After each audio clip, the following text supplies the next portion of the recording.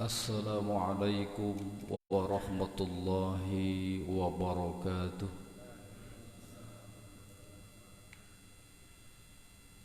Alhamdulillahi rabbil alamin. Wassalatu wassalamu ala khatamil anbiya'i wal mursalin wa ala alihi wa sahbihi wa man tabi'ahum bi ihsanin ila yaumiddin, amma ba'du.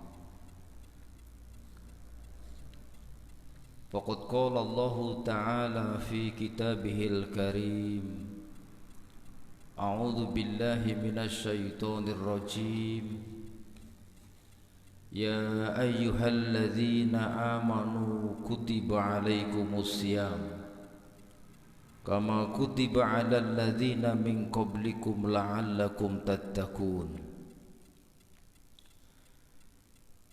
Yang kami hormati takmir Masjid Asy-Syidik, mudah-mudahan senantiasa dimuliakan Allah Subhanahu wa taala. Yang kami hormati tokoh agama, tokoh masyarakat, ustadz dan ustazah yang mudah-mudahan senantiasa dimuliakan Allah Subhanahu wa taala. Yang kami hormati Bapak Ibu jamaah sholat subuh dan jamaah pengajian rutin Sabtu pagi dalam pembahasan kitab Matan Abu Syuja atau kitab Al-Ghayah wat Takrib, yang mudah-mudahan senantiasa dimuliakan Allah Subhanahu wa taala. Pertama, marilah kita panjatkan puji syukur kehadirat Allah Subhanahu wa taala. Alhamdulillah, pada kesempatan pagi hari ini kita bisa berkumpul di masjid ini tanpa ada satu halangan apapun. Tak lupa salawat beriring salam senantiasa kita kirimkan kepada junjungan kita Nabi besar Muhammad sallallahu alaihi wasallam. Mudah-mudahan kita termasuk umatnya yang akan mendapatkan syafaat di yaumul qiyamah nanti. Bapak Ibu yang kami hormati, melanjutkan pembahasan Kitabus Syiyam, di mana pada pagi hari ini kita masuk pembahasan mustahabbati syiyami, perkara yang disunnahkan ketika kita melakukan puasa. Qala al-musannifu, penulis kitab ini menjelaskan, wa yustahabbu fi shaumi salasatu asya'a, dan disunnahkan di dalam puasa itu tiga perkara. Yang pertama ta'jilul fitri, yaitu menyegerakan berbuka. Wa ta'khiru sahur, sunnah yang kedua adalah mengakhirkan sahur. Wa tarkul khujri minal kalami, dan sunnah yang ketiga adalah meninggalkan ucapan-ucapan keji. Di dalam sarahnya dijelaskan, yang dimaksud dengan ta'jilul fitri atau menyegerakan berbuka adalah idza tayaqqana as-shaimu ghurubis syamsi, ketika orang yang berpuasa sudah yakin bahwa matahari telah terbenam, wa dukhuli waqtil maghrib, dan sudah masuk waktu maghrib, aftara, maka ia segera berbuka. Jadi sing dimaksud menyegerakan berbuka niku maksudnya asal wis maghrib ndang buka, kata niku Pak. Bukan berarti urung maghrib terus bukan, niku mboten, tapi begitu yakin sudah maghrib langsung buka. Tapi rasanya biasanya nek wis maghrib niku dadakan mboten ngelih malih Pak.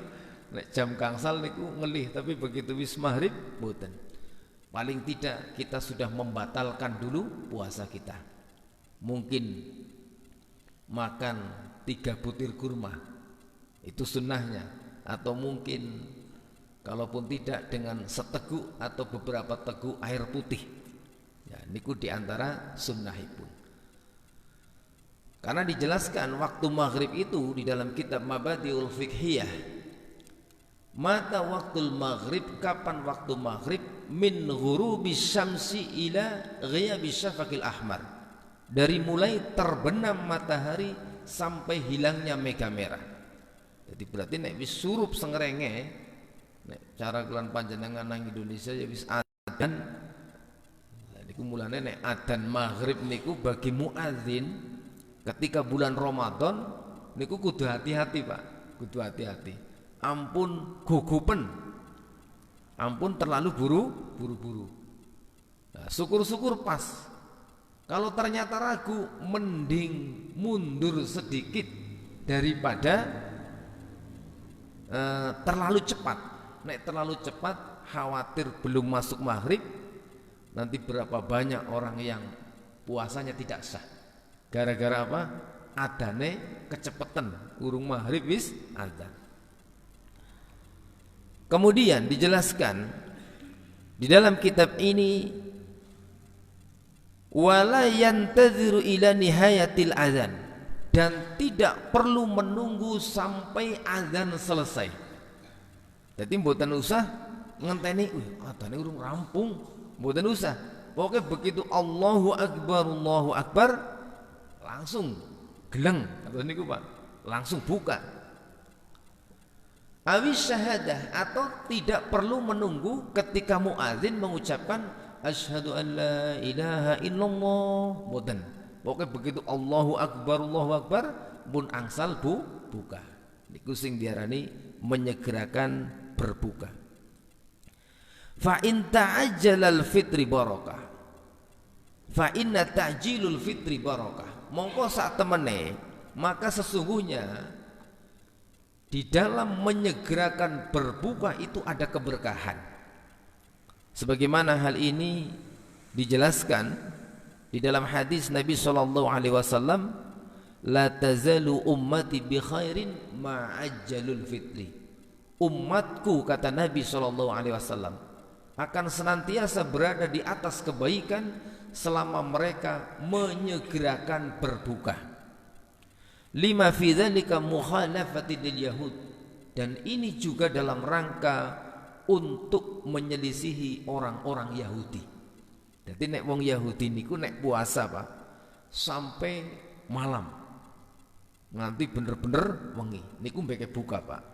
Nah, niku nek Yahudi sing puasa Pak. Jadi nek tiang Islam niki kanggo menyelisihi tiang Yahudi, begitu maghrib langsung berbuka. Ada faedah di dalam kitab ini dijelaskan, yusannu ayyakunal fitra ala rutabin. Hendaklah atau disunnahkan berbuka itu dengan beberapa butir rutab. Jadi rutab niku kurma segar. Kurma segar niku anak kalane sing ijo, kuning, abang. Jadi kurma sing dereng dipe Pak, niku kurma rutab. Niku nek wonten Pak. Nek mboten wonten kurma garing. Nah, kados sing biasa kulan panjenengan konsumsi niku kurma garing Pak, atau saleh kurma. Nah, kurma yang dijemur supaya awet.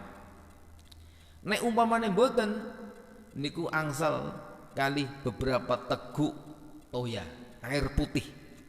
Tapi nek wonten kitab niki dipun jelasaken fa illam yajid fa'ala syai'un khulwa, maka ketika tidak ada rutab boleh dengan sesuatu yang manis, karo sesuatu sing legi.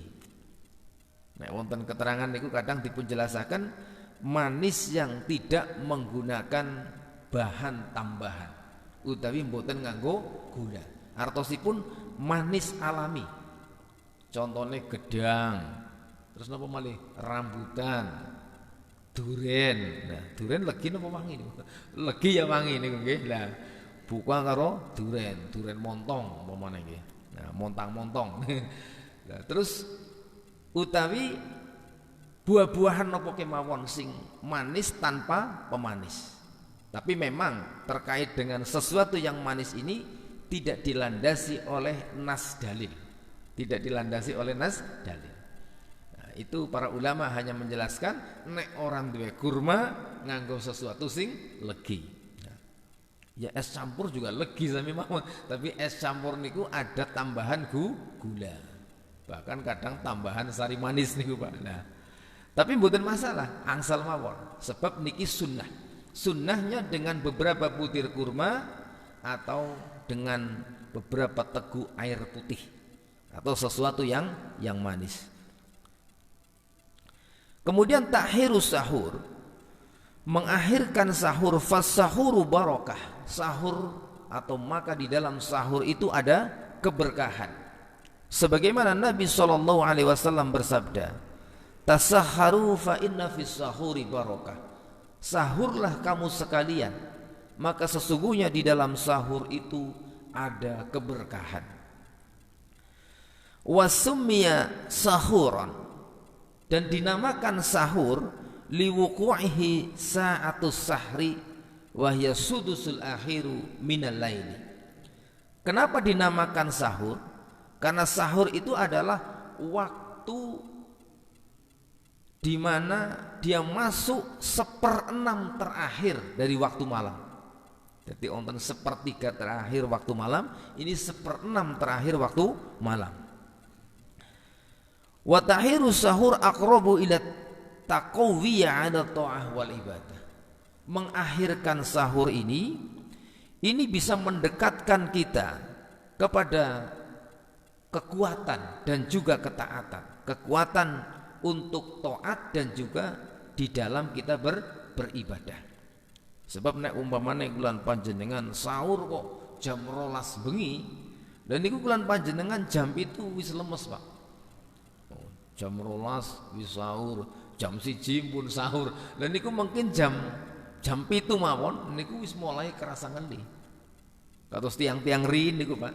Tiang-tiang rin niku nek sahur niku gasik-gasik Pak. Gasik-gasik. Sebab mungkin zaman rin niku nggih bisa jadi orang duwe jam, ayo ya, daripada mau kebablasan. Tengere kadang-kadang keluruk pitik. Tengere keluruk pitik Pak. Keluruk pertama jam semene, keluruk kedua jam semene lah. Lah nek jago siki kan mboten kena nggo patokan Pak. Jago seniki keluruke sewayah-wayah Pak. Kadang-kadang awan-awan mek keluruk niku ayam jago seniki. Nah, jadi di dalam sahur itu ada keberkahan. Ketika kita mengakhirkan sahur bisa menguatkan ketika kita melakukan ketaatan dan ibadah.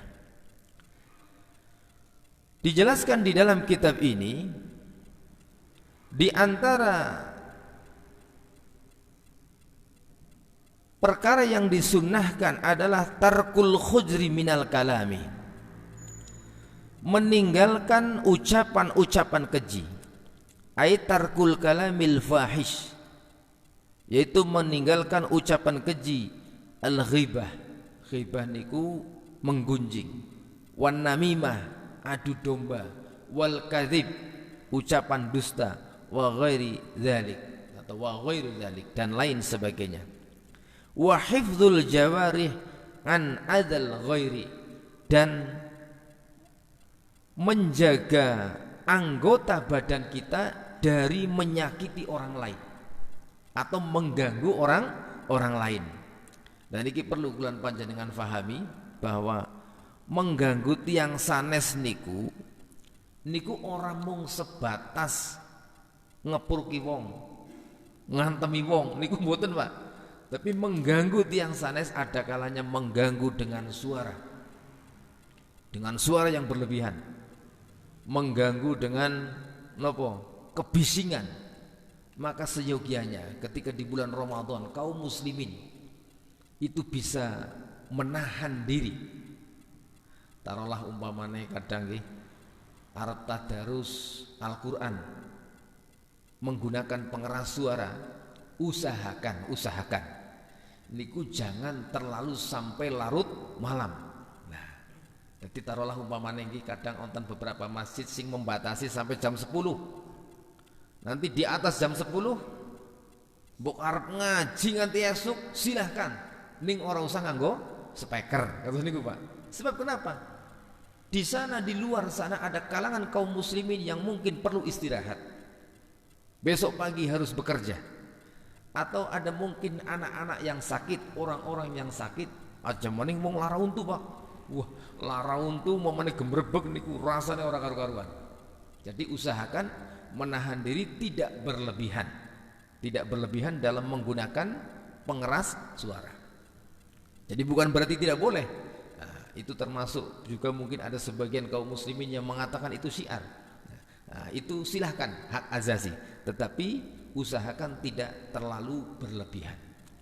Jadi jangan sampai mengganggu kaum muslimin yang lainnya, yang mungkin perlu istirahat dan lain sebagainya. Kemudian di dalam kitab ini dijelaskan hatta idza syutimahu ahadun falyaqul inni shaimun. Maka sehingga ketika ada seorang yang dia ternyata dicaci, dihina, mungkin nek cara kulan panjenengan dijak padu, maka kita dianjurkan untuk mengucapkan inni shaimun marrataini. Saya sedang berpuasa sampai 2 kali. Diganggu maning, saya sedang puasa. Diganggu maning, saya sedang berpuasa. Kemudian di antara sunnah selanjutnya ada tambahan di dalam kitab syarahnya, dalam kitab Al-Imta' bi Syarhi Matan Abi Syuja, al-iqsaru min qiraatil Qur'an wa mudarasatihi. Memperbanyak membaca Al-Qur'an dan mempelajari isi Al-Qur'an. Ngata-ngatakan maos Al-Qur'an. Juga bertadarus. Jadi tadarus niku ora mung sebatas maca. Nek maca niku mbeke qiraatul Qur'an. Tapi tadarus niku mempelajari artinya, mempelajari kandungan maknanya. Niku jenenge tadarus. Maka ketika bulan Ramadan di banyak masjid itu diadakan kajian-kajian Islam niku semarak Pak. Masjid sing ora tau ana pengajian mawon nek bulan Ramadan wonten pengajian. Nah, alhamdulillah. Itu dalam rangka untuk memperbanyak mempelajari isi kandungan Al-Qur'an. Wonten sing bar subuh. Nah, nek bar subuh niku biasanya waktunya longgar. Wonten juga sing bar traweh menjelang witir. Lah niku waktunya mepet Pak. Mepet wis ngantuk. Lah nek moler-moler kedawan nggih mboten sae. Jadi membaca Al-Qur'an dan bertadarus Al-Qur'an, yakni mempelajari artinya, kandungan maknanya. Kemudian sunnah selanjutnya al-iktsaru min dzikrillah ta'ala, memperbanyak berzikir kepada Allah yang Maha Tinggi. Kemudian yang keempat, yang keenam, al-iktsaru minas shadaqat, memperbanyak sedekah. Karena setiap amalan yang dilakukan di bulan Ramadan pahalanya akan dilipat gandakan.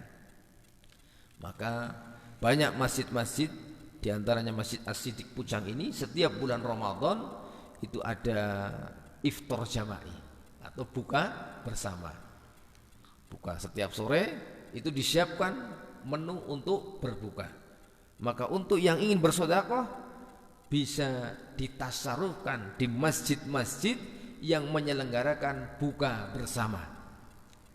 Ketika kita mendonasikan untuk sesuatu yang itu dipakai untuk buka bersama, ada 2 keuntungan. Pertama, keuntungan sedekah, yang kedua, keuntungan atau keutamaan memberikan buka kepada orang yang berpuasa, dan dia akan memperoleh sebagaimana orang yang berpuasa tanpa mengurangi pahala orang yang berpuasa. Ataupun sedekah yang lainnya, mungkin kanan kiri kita banyak orang yang du'afa, yang secara ekonomi lemah, maka seyogianya kita bantu mereka. Sunnah selanjutnya al-i'tikaf fil masjid, melakukan i'tikaf di dalam masjid. Jadi i'tikaf itu berdiam diri di dalam masjid untuk melakukan ibadah, membaca Al-Qur'an, mengkaji atau melakukan kajian Islam.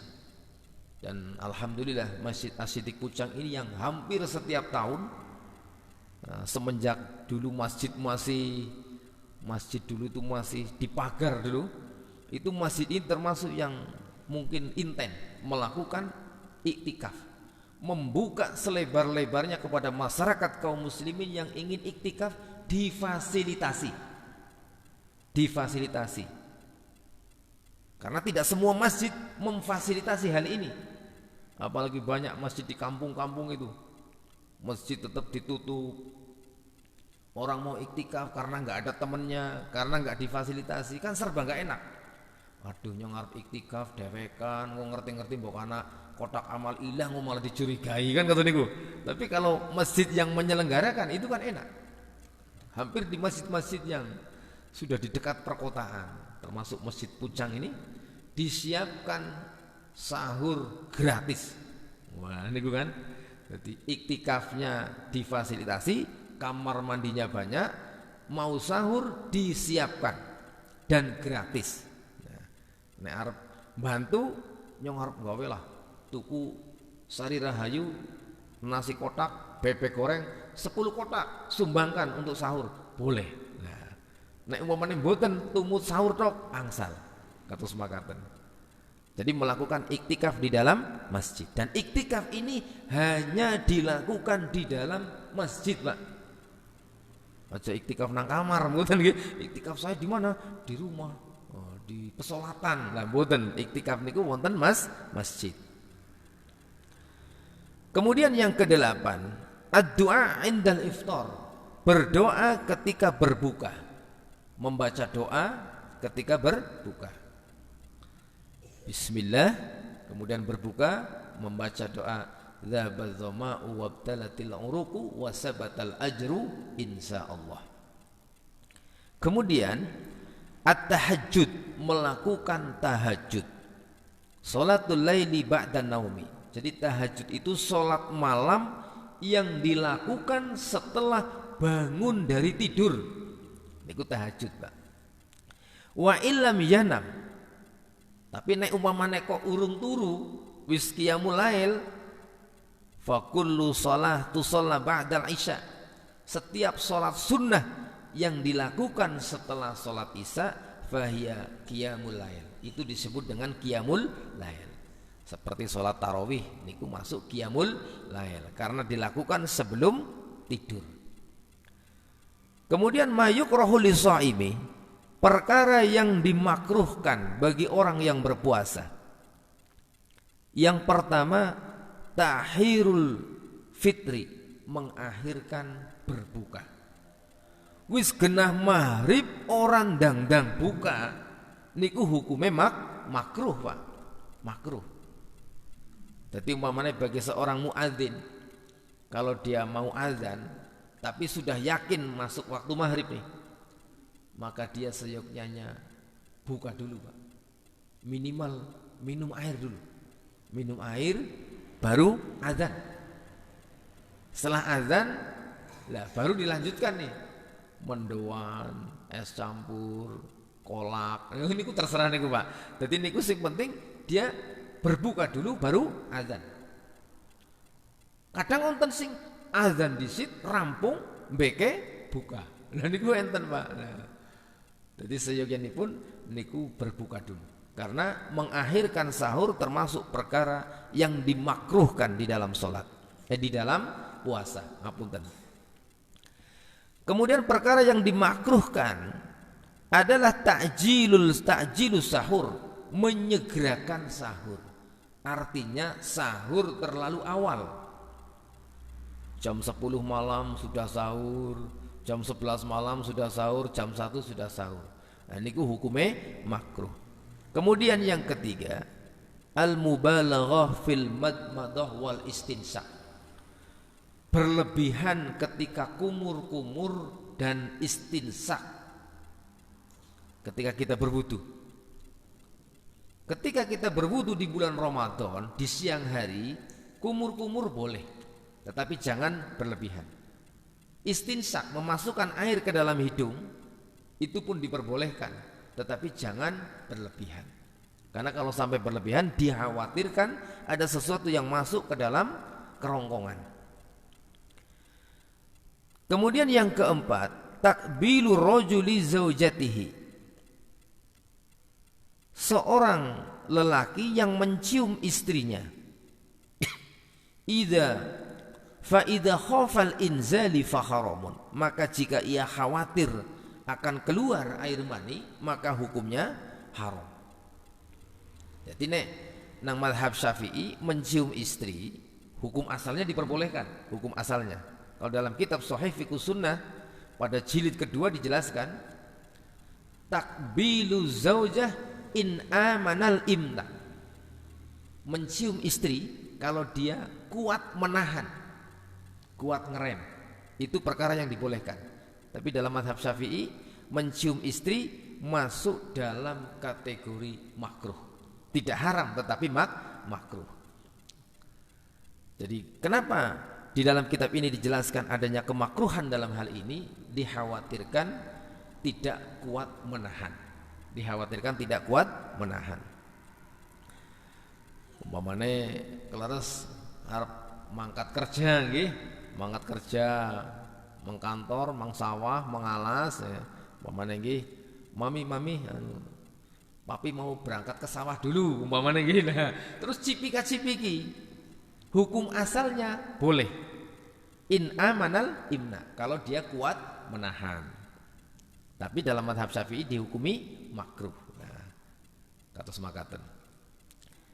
Kemudian selanjutnya perkara yang dimakruhkan adalah tazawwuqut ta'am, mencicipi makanan. Ya, mencicipi makanan.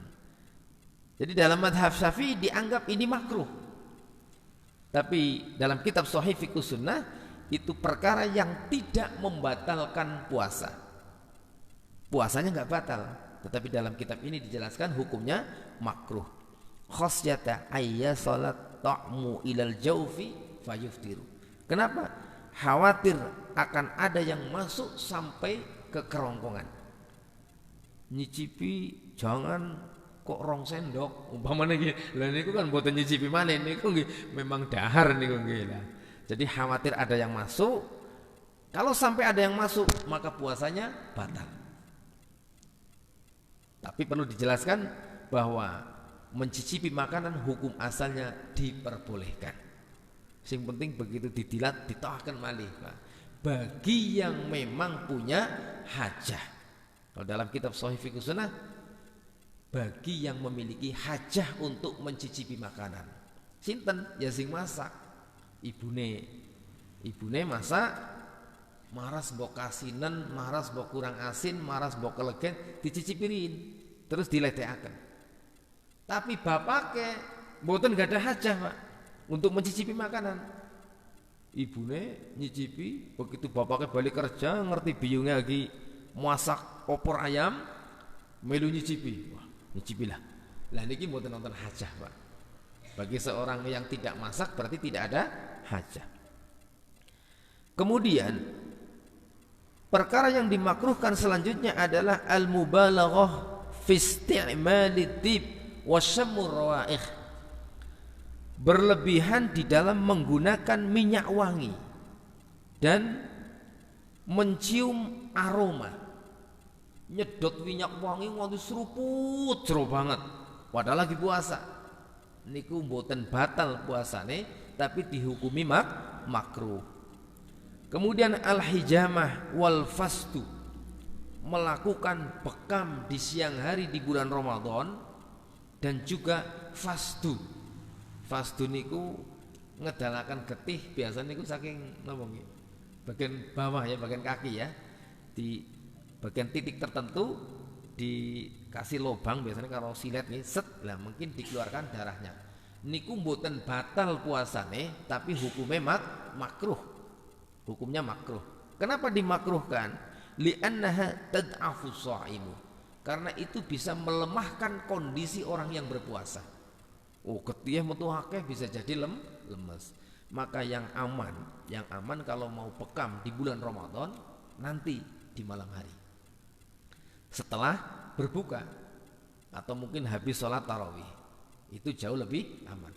Memang tidak membatalkan puasa tetapi hukumnya makruh kalau dalam mazhab Syafi'i.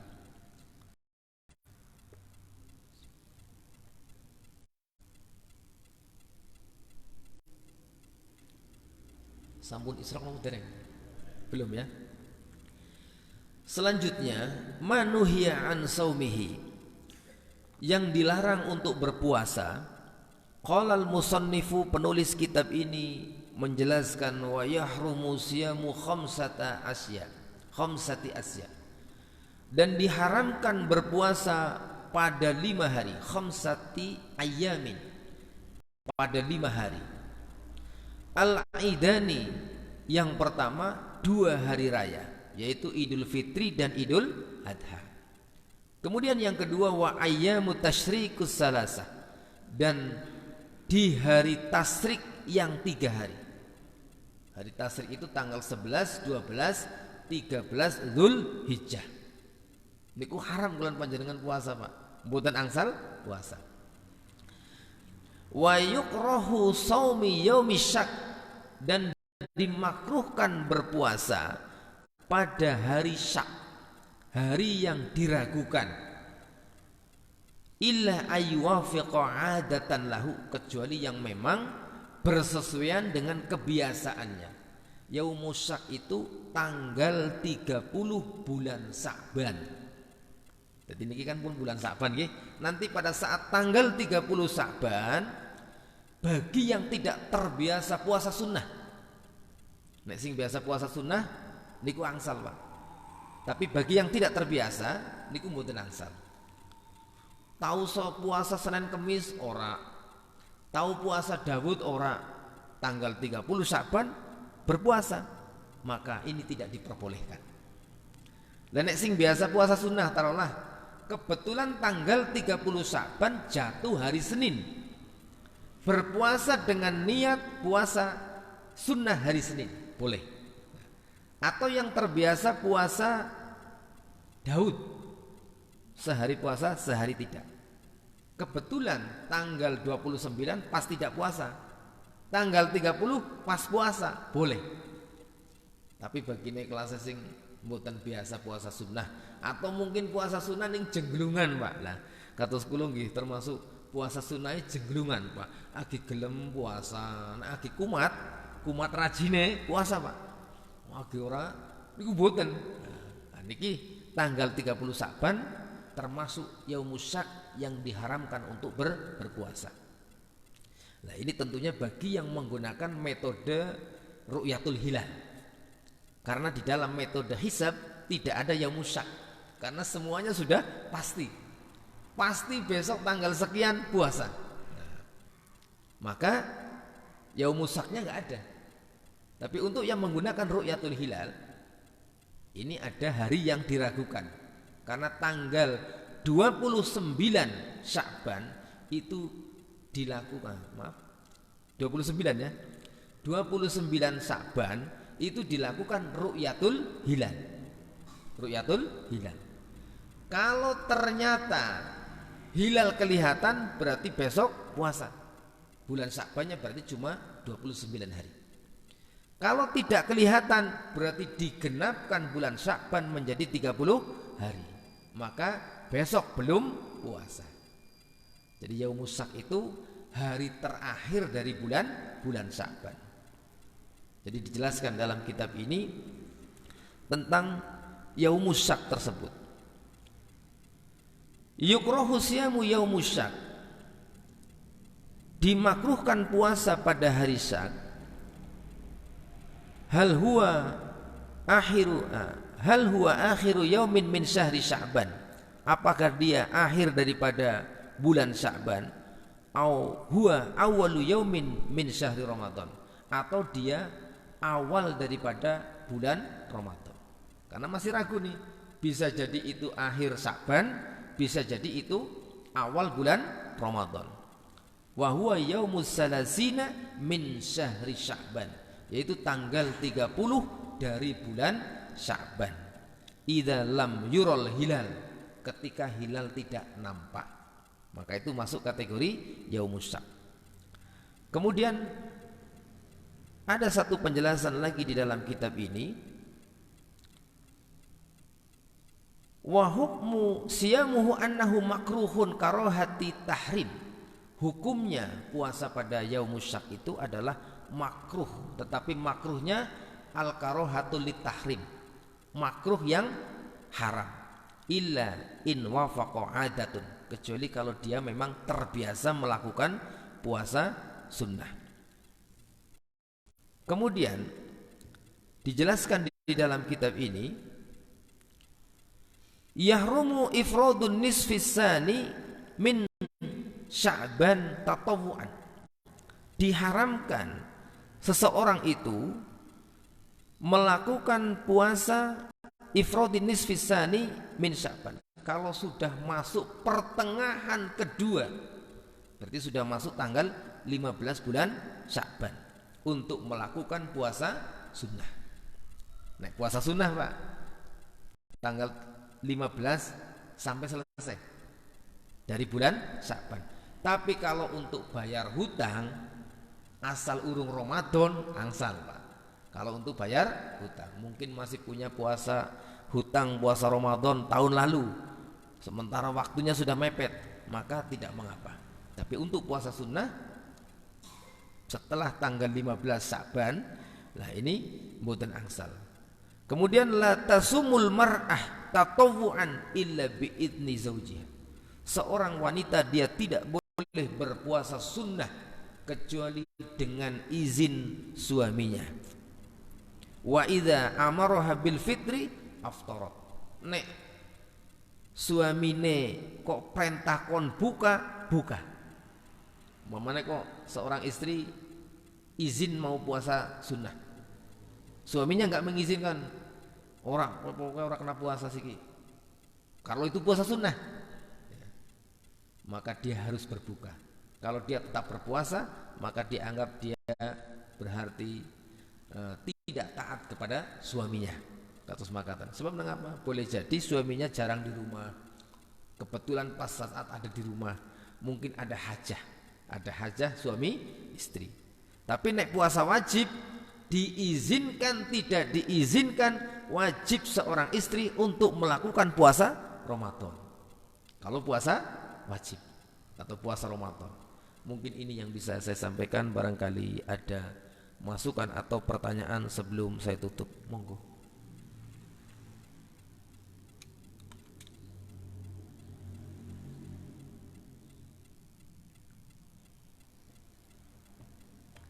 Wonten napa mboten iki? Monggo tadi.